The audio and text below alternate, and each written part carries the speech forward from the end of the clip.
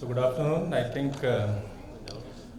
sometimes the awareness to the situation is important, and that's what we are likely to do that now. Our previous panels played test match, so we have to play T20 now in order to expedite and also make sure that we don't go hungry. And also, so basically, I think let's not repeat what has been discussed since morning. That a lot of talk about AI, a lot of talk about other good things what we have done. So this session is let's focus only on the emerging tech, right? So emerging tech obviously will include AI, but then let's also focus on the DPIs, the DPGs, and also on the infrastructure side cloud, right? So I mean, basically what we intend to do in this session, let's hear something what we have done and what we intend to do more. So I would request all panelists. So I would request all panelists. So I think we'll have to keep it short in terms of 5-7 minutes, and make a quick point in terms of the emerging tech and digital infrastructure, right? Which includes AI. And also take the cues from what we have been discussing till now. One is that Basi sir made a point that government does not, cannot be the first mover of cutting edge technology.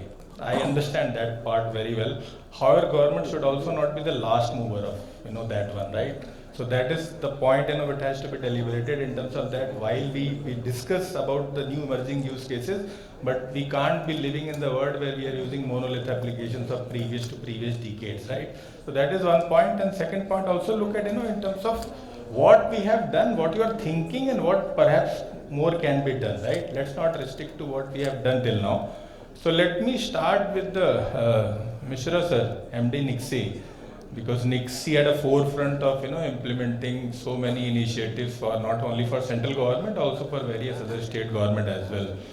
Sir, your views in terms of the directions which 𝐃𝐢𝐠𝐢𝐿 and government departments are moving in terms of adopting emerging tech. Thank you. We had wonderful sessions, and as I said, this program is well organized. The way that in first panel we had discussions on the various domains, and the domains which were discussed were health, education, transport, microfinancing. So what we can see is that looking at these domains, domain experts who have posed the need of AI, and the various AI projects which you have done in their respective departments, respective domains. So that makes us to understand that probably this is the time where much more deeper induction of AI is required. As far as 𝐃𝐢𝐠𝐢𝐿 is concerned, we are Section 8 company of Ministry of Electronics and IT, National Informatics Center. The objective of establishment of 𝐃𝐢𝐠𝐢𝐿 is to help governments, whether it's central government, state government departments, and the public sector enterprises in technology induction.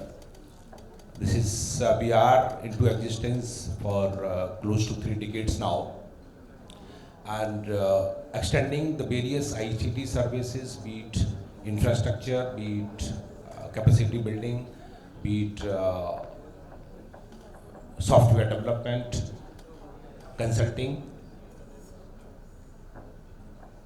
The contribution of 𝐃𝐢𝐠𝐢𝐿, or I say that expertise of 𝐃𝐢𝐠𝐢𝐿, which can be used by these government organizations and departments, that is as follows: that we carry out identification of the technology which fit into the respective use cases. So you can say that matching the use cases versus the technologies which are available in the market or which can be worked upon.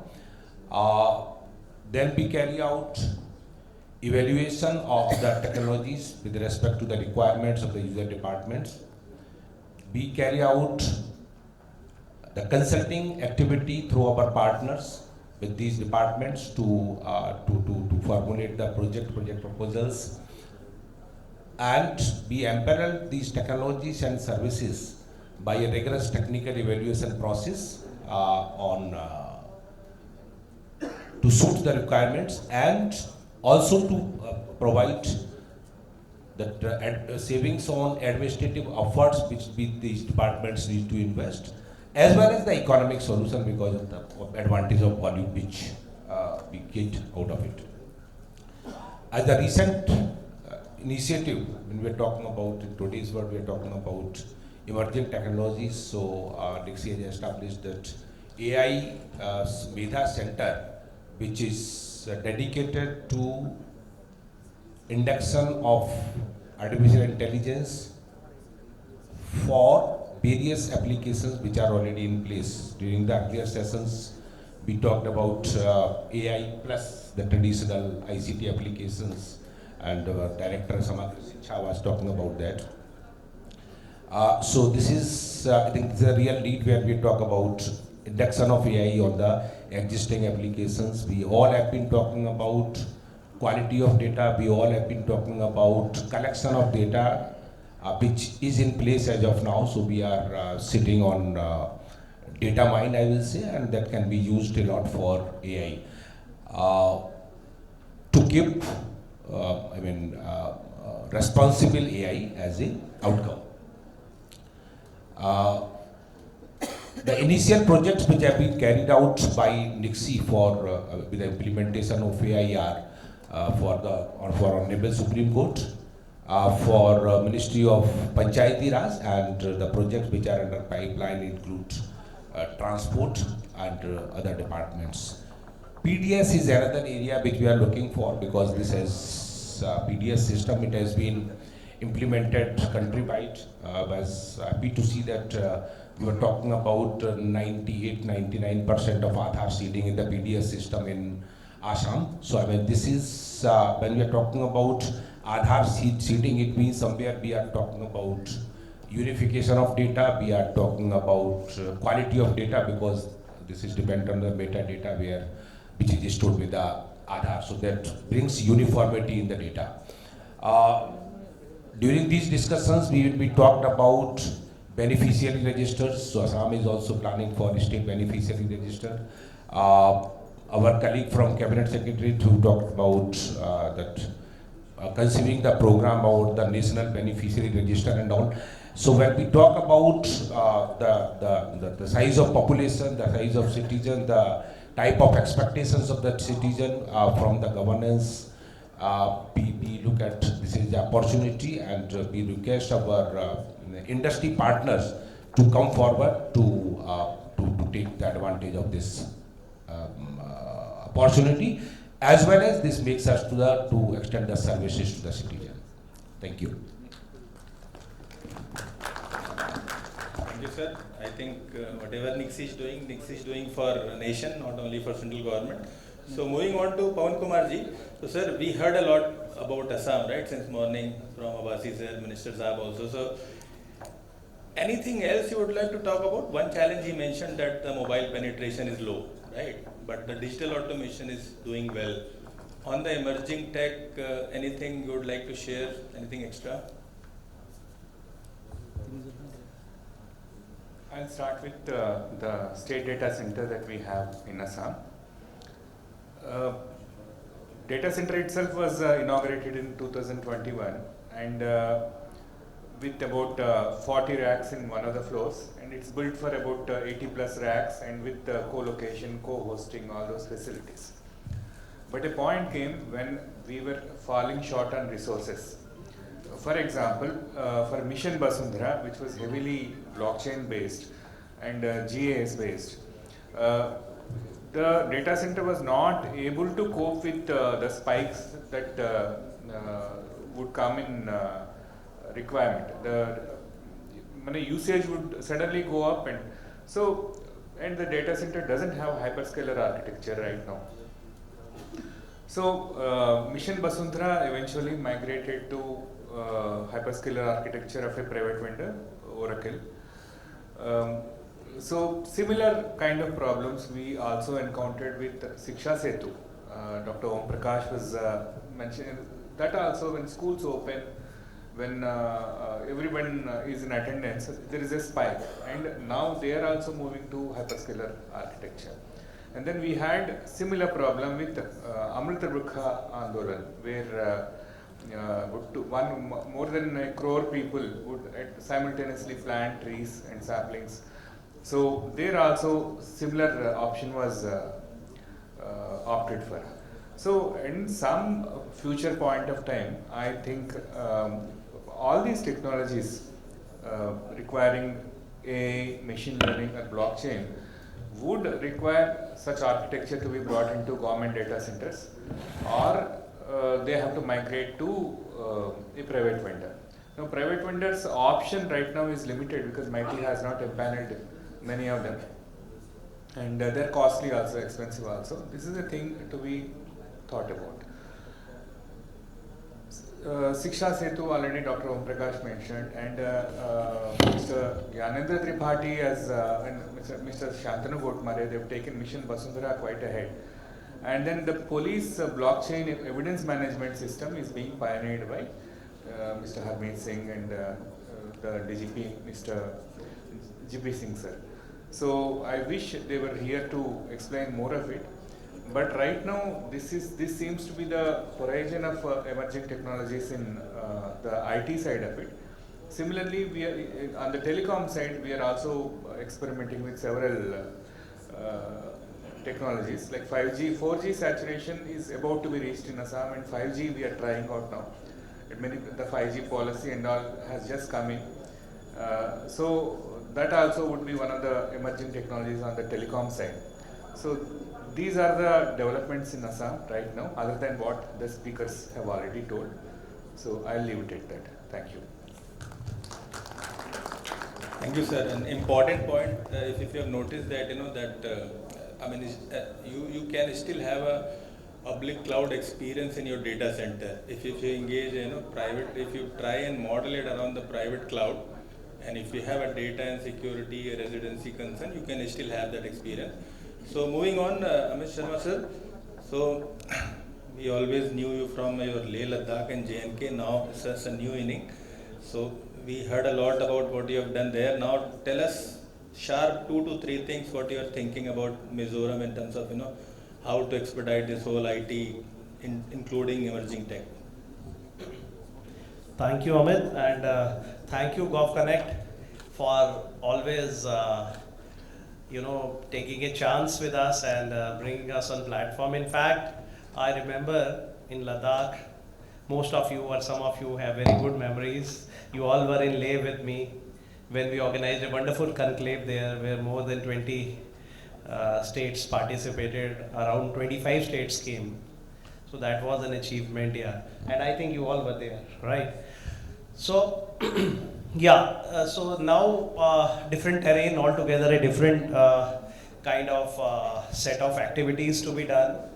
Entering into Northeast, and a very challenging part of Northeast in the sense, not challenging from any point of view, but I would say it is in a state where there is a lot of scope of improvisation so far as IT reforms are concerned, and it is a true blessing so far as it's my third consecutive state as IT secretary after J&K and Ladakh you already mentioned, and I think here a lot of things are happening and there is a lot of scope of things to be done.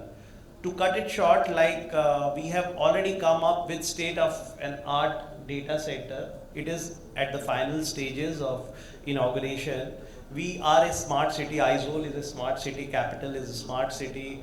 And we are having a lot of technological interventions which have already happened out there. And yes, e-office was little slow. I am pushing it, and I am sure now everybody is in sync, right? From Honorable CM to Chief Secretary Sir and like everybody who matters, all my colleague secretaries. So I am sure e-office will see the light of the day very soon in Mizoram. And as you know, with the technology creeping in, there's no stopping. Yesterday also in informal talks during dinner with all our colleagues from different places like Tripura, West Bengal, and Assam itself, obviously. So we were talking about collaborative measures to be taken. A lot of collaboration can happen amongst the 8 sisters, as we call NES. So these states have a lot of synergy effect. I have seen this after coming here, almost a quarter being in Northeast, and I have now realized that we all have to work together. And wonderful things being offered by our friends, the bigger side. Webel is doing wonderfully, a data center. He talked about one state of the art which has come up in Siliguri. So similarly, there are so many things. I think we need to have a synergy effect. Artificial intelligence is the big in thing. I was talking to team of Bhashini. I think we'll be having them on board because Mizo is written in English script. So we can always incorporate in our official documentation, in all the things. Depends on you guys, how early you come. Same is the offer to all our friends from the industry who are sitting here. A red carpet welcomes you there, as you already have had experienced in JK and Ladakh when I was there.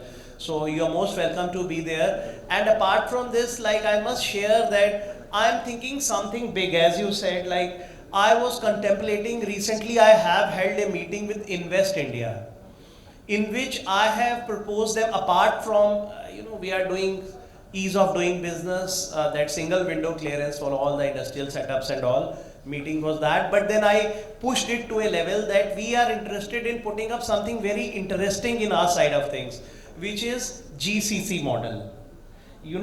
Because of the strategic location, one side Bangladesh and one side Myanmar, I think we can come up with this, these centers in which holistic solutions can be provisioned.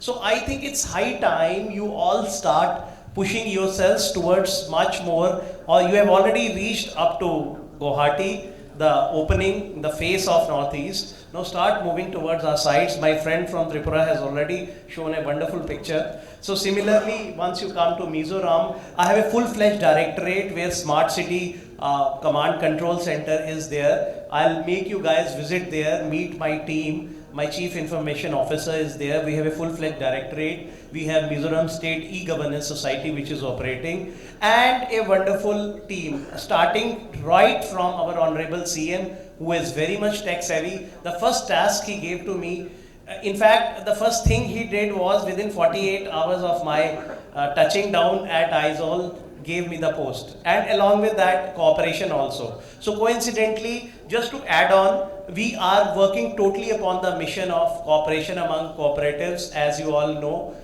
everybody is aware, and total computerization of PACs in all the states. So obviously in Mizoram, we are pushing it hard, coincidentally being IT secretary as well. So I think high time everywhere we are having, through CIC model, we are actually trying to have maximum services online to be provisioned to people staying far-flung areas, who are at the borders, who are last mile people are always my priority. But being in Ladakh, we were pushing things hard so that people touching last point, staying around at the China border, or Pakistan near LOC. So same is the thing here. We are really focused to take services to the last person sitting at the place where access is tough.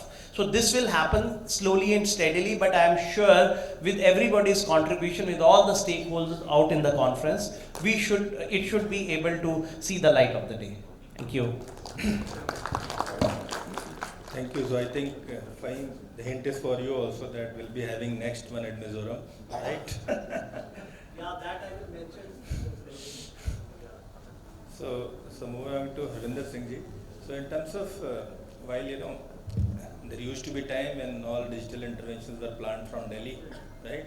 Now we are planning from state headquarters, but eventually the district, is more critical in terms of we need to see on ground realities and people who are actually going to use, right? While in India we still have two India, right? The digital India and not so digital India, right? So your views in terms of planning to execution, right? For especially even including digital automation plus emerging tech, what should be the preparation for a district officers? Thank you.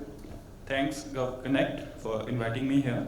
Today I'm here representing a district that's far-flung, mountainous, and where people do not have access to the technology. We talked about capitals, we talked about smart cities, we talked about data centers, but does it matter to a common man?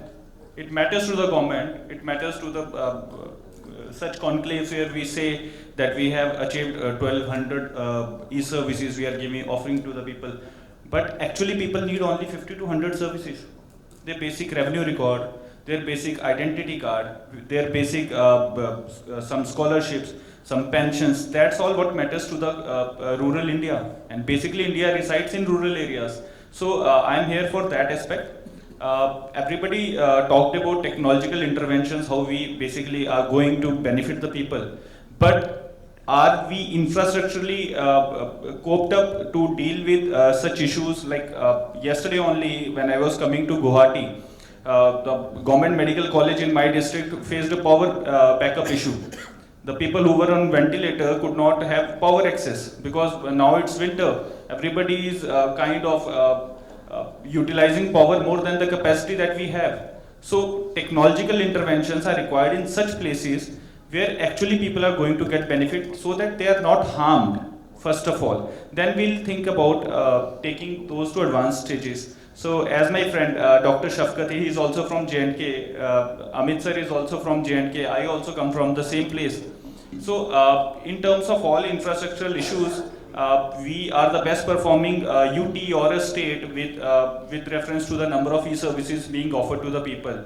We are outperforming many other states and UTs in terms of e-office penetration. We have penetrated it to the Naib Tahsildar level, leave apart the Tahsildar or BDO level. In terms of data centers, we have top-notch data centers also. But when people have to access technology, they have to go to common service centers. Our panchayats today connected with BharatNet project in those rural areas?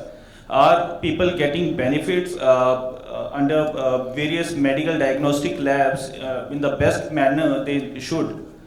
Is Ayushman Bharat truly availed by people? So basically these issues I personally face in my day-to-day job, and we always try to help out people with our personal as well as professional whatever competence we have. So today we are here with the kind of top IT officers and the top IT companies here. So I don't have anything to say, but because this topic was regarding infrastructural issues, whether we are that competent to deal with the technological advancement. So I would like to request all the companies and all senior officers to kindly look into the rural areas, to kind of come forward and invest in rural areas and to kind of help us out deal with the common issues of the public. With respect to the technological advancements, yes, we are doing good and we are outperforming even the Western countries. So all thanks to all of you. But in my opinion, we need to do a lot to help the people. That's what I personally felt. Thank you. No, I think thanks for sharing that, and let me also tell you that you are right in terms of the ground level challenges. Right, at least I have been in e-government for over 18 years now. Wrote the Aadhaar report, and that time I was not convinced whether this country will see the ID system. But we have seen it. Now if you look at rural development, Panchayati Raj, most of these villages, I would say all except some of the terrain states, are connected through systems. The entire payment has to happen through e-GSA. Sarpanch, the elected and selected both have digital certificate, digital signature as well.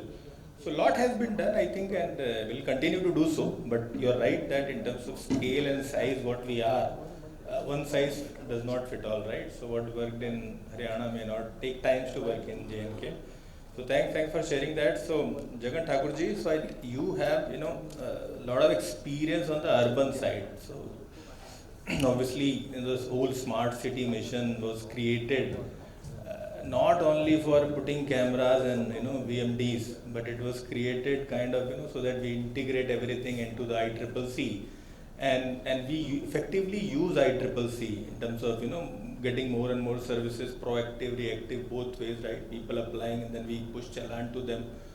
Somehow I think the results are kind of mixed at this point of time for multiple reasons. I mean, general view I'm saying some smart cities have done wonders, some are not that.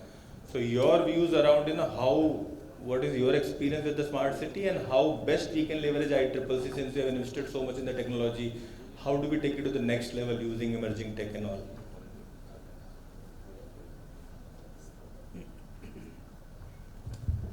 Thank you, Amitji. As far as Himachal is concerned, we have two smart cities. One is Shimla and another is Dharamshala, and we have established the integrated command center over there. And we are in process of integrating the services from all other departments, and we have APIs also. Himachal is not far behind the other states. I just want to make a point here that when an idea runs, it runs. You cannot stop it. So digital transformation is a kind of disruption to the present age. Like in the past, we have seen that the invention of fire, the invention of wheel, and the coming of the Renaissance age, the coming of the diesel engine, and the coming of the electric motor. These all were disrupting technologies, which changed the whole entire spectrum of that age world. So today, the digital transformation is also going deep into the life of the people, how they operate, and I think one thing we are missing is that as far as my state is concerned, we are at the western part of the Himalayas. As we are similarly situated to Assam, which is the eastern part of the Himalayas. Himachal is facing a challenge of climate change. Our economy is based upon climate. Be it the production of horticulture produce, be it the coming of the tourists to our state. So the issue of climate change is a very important thought for our state. So with the help of digital transformation, it is a critical infrastructure, I think, which can help us to contain this issue of climate change. And I must share this with pride that Himachal is one of the few states which have done wonderful in achieving the sustainable development goals. So we are among Kerala and Uttarakhand. We are at the top of this, and we have done very good work in our social infrastructure, be it education, be it health sector. And now these achievement of SDGs, I think on the whole day we haven't heard about it, linking SDGs with the digital transformation aspect. And I think since we are a part of the policy making, we are an important link between the political leadership and the industry leaders. So somewhere that link is missing. And this is my suggestion rather, that we can, we can check, we can measure this achievement of the sustainability goal every year with what we have done in the past few decades or years with regard to the digital transformation. So I think Himachal is doing well, and vis-a-vis the other states and others, and we have got many cues from today's this talks also, and we would definitely like to implement those innovations, those smart solutions which our industry leaders have given their words on it. Thank you. Thank you, and I think you also, let me mention one of the great initiative of Himachal is that Him-Parivar, right, the family ID, something which is at par with other states also, and kind of a good initiative in terms of ensuring that everybody is covered for the right social entitlements as well. Thank you. So moving on to Rama Devi ji, so you have the most apt designation for this panel. Director Emerging Technologies. So I think, and also you come from a state which has led us, right, in the previous decade at least for sure. But now you can see a competition, right? Others are also catching up. Only southern states cannot drive e-gov. Now everybody is driving it. So your views, I'm sure you'll share something new in terms of the new use cases, what you're thinking or what have been implemented also, especially around the emerging tech. Sure, thank you. I thank the Assam government and GovConnect for having me here today. Well, as you rightly said, other states are catching up. So we are moving to a new area so that we always have that lead. Well, the Emerging Technologies Division in Telangana has been set up way back in 2017, We wanted to focus only on emerging technologies, how to leverage those technologies for the government. So that's what we did. That's the first of its kind. So I'll just give you example of, an example of how we are using on the AI front, which is applicable to all the other emerging technologies such as blockchain, robotics, cloud, and so on. So with respect to AI, while we have started working on AI since 2020 onwards, when we declared the year itself as the year of AI and started the initiatives. But just this year, in September, we organized a Global AI Summit in Hyderabad. And we rolled out an AI implementation roadmap. Our Honorable Chief Minister and the IT Minister actually launched that AI implementation roadmap. And I suggest this should be done by every state if you want to actually, adopt AI. So in that roadmap, we've identified 5 key pillars. The first pillar is how do we infuse this AI or make the state as AI-powered state, AI-powered Telangana is what we call. And one of the important things, well, there's other components into it, but one of the important component is to scale these POCs, to projects. So, and what we do in this is we identify use cases in different departments. In fact, 2 weeks back also we had a workshop with various departments. Initially we give them an overview of AI, what AI does, how it helps, a basic kind of understanding. And we then delve deeply into each department's, areas where AI can be applied. So that way you actually, understand where AI can be applied. So just to give an example, last week we have launched this AI tool in Telangana. Again, drugs, substance use by young children is one of the biggest problem in the state of Telangana, in mostly the Telugu states, I understand. So we have set up an anti-narcotics board to combat that problem. So we have actually, the department asked us to develop an AI tool, that helps parents assess if the child is consuming drugs. So it's a very simple tool, WhatsApp chatbot hai, where a set of series of questionnaires based on, advice of the clinical psychologist. So because the reason the department asked us to develop this tool is, most of the parents, it seems, they do not want to talk about this problem in public. So they said, can you give them something which they can do it from the comfort of their home? So it's again, using AI, the questionnaire will come up and a score will be given once you fill up these questions, like simple questions like, is your child, not eating well, sitting alone in a room, not going out with friends, something like that, behavioral analysis paper.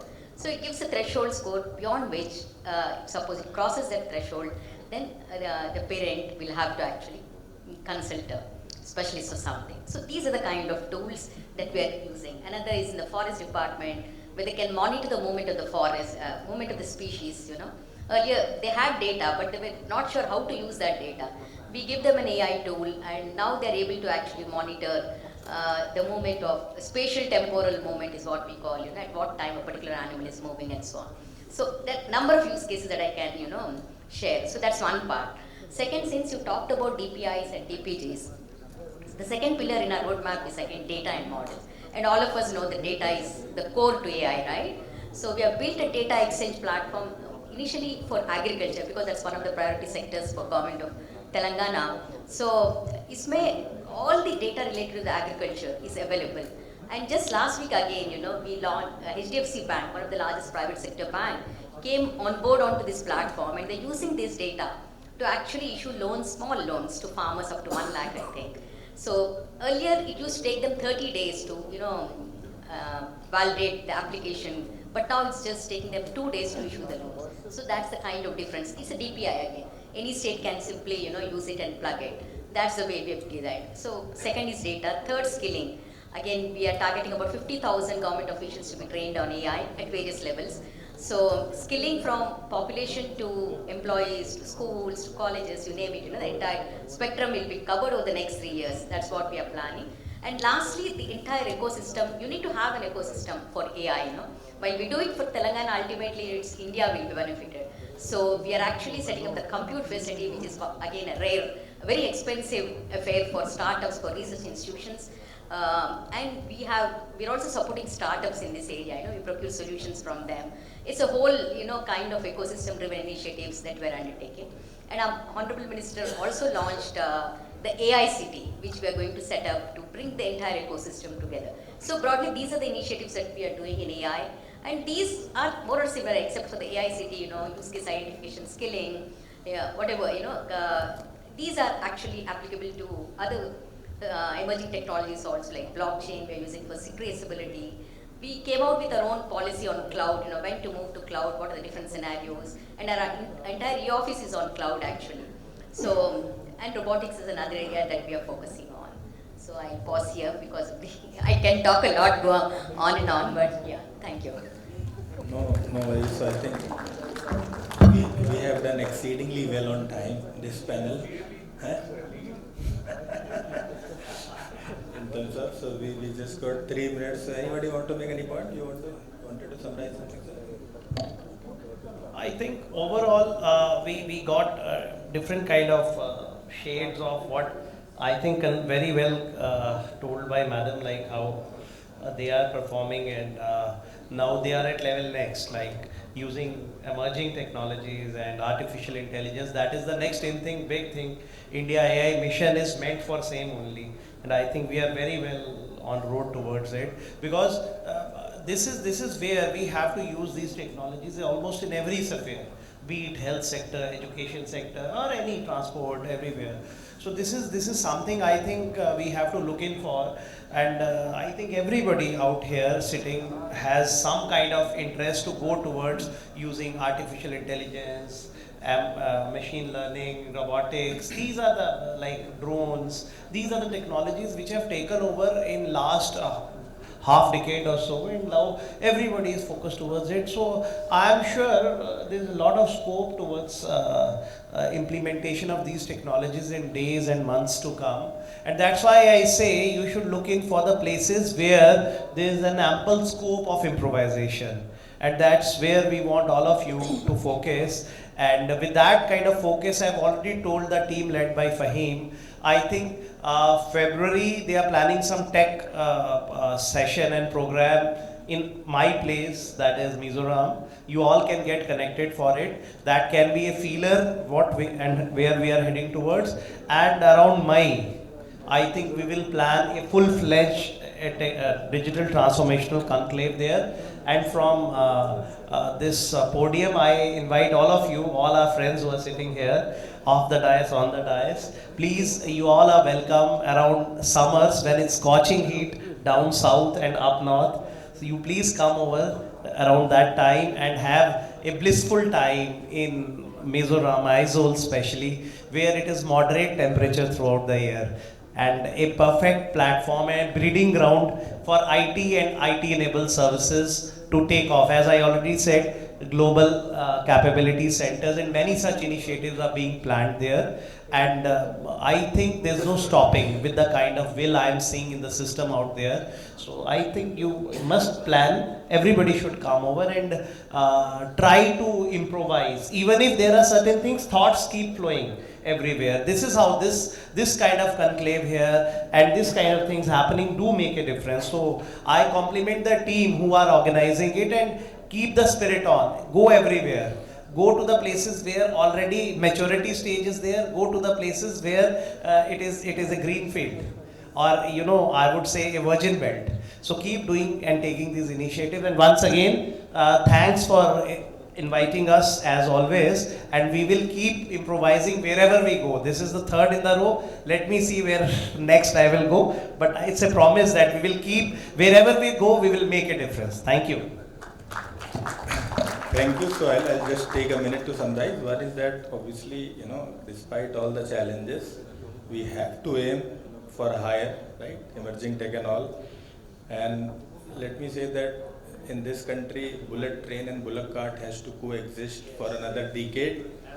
So we cannot wait for last bullock cart to be eliminated while we aim for bullet train. So I think that's the way to go. Thank you all the panelists. Thank you very much for your time. Thank you.